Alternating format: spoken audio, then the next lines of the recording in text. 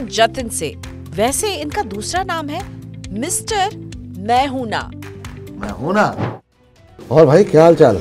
बस बढ़िया जतिन भाई, बस नई नौकरी तलाश रहा हूँ इन दिनों, थोड़ा ग्रोथ मिले। नहीं वो तो अच्छी बात है, ग्रोथ के लिए सोचना चाहिए। परेशान लग रहे हो कुछ? हाँ, परेशानी का कारण है थोड़ा फाइनेंशियल क्राइसिस है, कुछ पैसों की ज़रूरत है, लगभग 10,000 रुपये की। 10,000 की? इसके लिए परेशान हूँ? मैं हूं ना। लो बताओ, UPI ID बताओ, तुरंत ट्रांसफर करता हूँ 10,000 रुपये।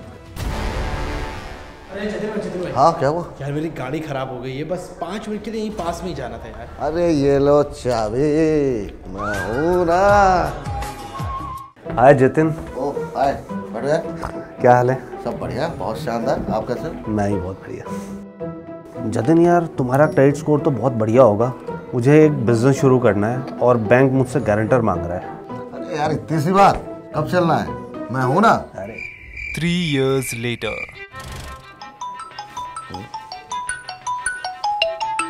हेलो, क्या मेरी बात जतिन सिंह जी से हो रही है?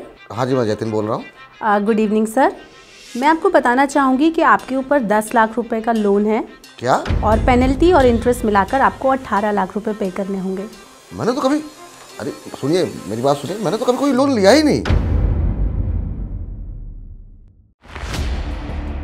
जतिन बिना कर्ज लिए ही कर्जदार बन गए। ये कॉल उस कर्ज की वापसी के लिए किया जा रहा है जिसमें जतिन गारंटर बन गए थे। दोस्त को बिजनेस लोन में गारंटर की जरूरत थी और जतिन ने दोस्ती निभाई। 10 लाख रुपए के लोन की गारंटी ले ली, लेकिन बिना समझे।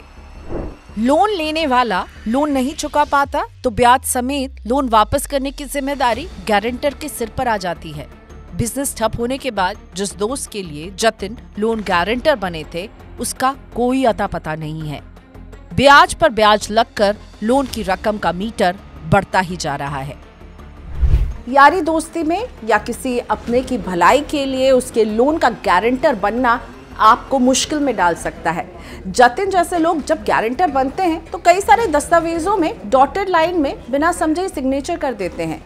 और गारंटर बनने का मतलब ये नहीं कि ये पेपर में लिखी बस एक फॉर्मेलिटी है, बल्कि ये दायित्व वाला काम होता है। बैंक और वित्तीय संस्थान कर्ज देते वक्त उसकी वापसी सुनिश्चित करने के लिए गारंटर की मांग करते हैं। सीमित वित्तीय क्षमता वाले लोगों को लोन देने से पहले गारंटर की जरूरत पड़ती है। मोटे तौर पर गारंटर बनने का मतलब है कि अगर किसी परिस्थिति में कर्ज लेने वाला इसे नहीं चुका पाए तो गारंटर इसकी भरपाई करेगा।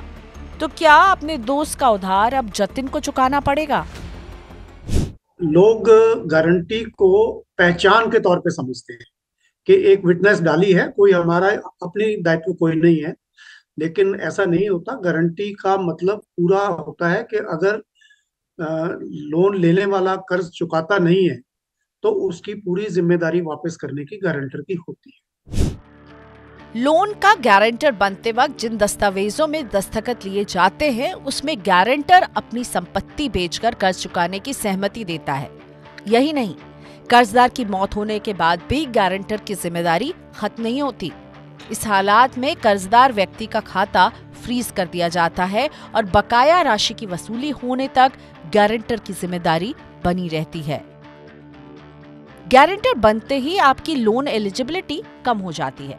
यदि आप किसी तरह के लोन के लिए आवेदन करेंगे तो जिस लोन में आप गारंटर हैं उसके बकाया राशि के आधार पर आपको लोन मिलेगा। इसलिए लोन गारंटर के लिए सहमत होने से पहले हमेशा अपनी कर्ज की जरूरतों को ध्यान में रखें। नियमों के तहत बैंक कर्जदार और गारंटर यानी दोनों के खिलाफ एक साथ वसूली के लिए कानूनी कार्रवाई कर सकता है। इसमें यह जरूरी नहीं कि पहले कर्जदार पर ही कार्रवाई की जाए। भुगतान न करने पर बैंक गारंटर को भी डिफॉल्टर घोषित कर सकता है। दिवालिया कानून के तहत गारंटर के खिलाफ केस दर्ज करके वसूली की कार्रवाई की जा सकती है। गारंटर बनकर बुरी तरह फंसे जतिन के पास क्या कोई कानूनी रास्ता बचता है? जब जतिन ने अपने दोस्त के लिए लोन लेने के लिए गारंटी डाल दी है तो उसके बाद जतिन की जिम्मेदारी पैसा लौटाने की रहेगी।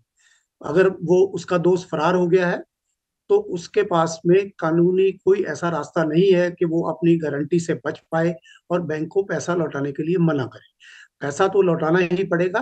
वो जितनी जल्दी जाएगा बैंक के साथ में बातचीत करके फ्यूचर के इंटरेस्ट को बचाने के लिए बैंक को पैसा लौटाना पड़ेगा। जब आप किसी के लिए लोन के गारंटर बनते हैं ना, तो इस बात को समझ जाइए कि आप बिना कर्ज लिए ही कर्जदार बनने का जोखिम उठा रहे हैं। गारंटर बनने का मतलब ये नहीं है कि आप किसी की मदद कर रहे हैं, बल्कि उस लोन की जिम्मेदारी आप ले रहे हैं। जब तक EMI चलती रहती है, टाइमली पेमेंट होता रहता है, तब तक तो सब ठीक है। लेकिन एक भी EMI चूकी कि गारंटर को बख्शा नहीं जाएगा। इसीलिए गारंटर बनने से पहले सावधान रहें और अपनी जिम्मेदारी को लेकर जागते रहें, नहीं तो आपके लिए बड़ी मुश्किल खड़ी हो सकती है।